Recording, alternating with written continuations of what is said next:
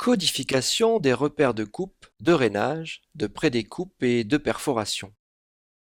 Lorsque vous nous livrez un document, vous devez placer des filets colorés pour nous indiquer les informations de pliage, de rainage, de prédécoupe, de découpe du débord ou fond perdu, de perforation ou encore d'encoche.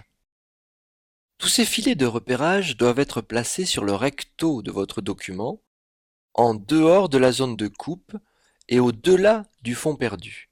Signalez les filets rainants par des pointillés et les filets coupants par des filets pleins.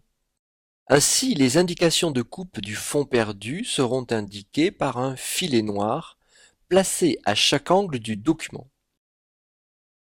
Les indications de rainage sont indiquées par un filet magenta pointillé. Les indications de pliage sont également indiquées par un filet magenta pointillé.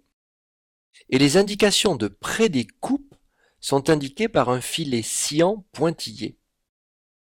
Pour les perforations, placez une petite croix noire de 2 mm par 2 mm à l'emplacement de la perforation. Nous ferons un trou de 4 mm de diamètre. Aussi, placez le centre de votre croix à 10 mm du bord de la page. Prévoyez une zone dans votre document au-delà du fond perdu pour placer tous ces repères. Dans Photoshop et Illustrator, prévoyez un support de page plus grand. Dans InDesign, vous pouvez créer une zone de ligne bloc à la création du document. Celle-ci sera conservée lors de l'exportation au format PDF. Lorsque vous exportez votre document au format PDF, cochez seulement les options de trait de coupe, de ligne bloc dans InDesign et de fond perdu.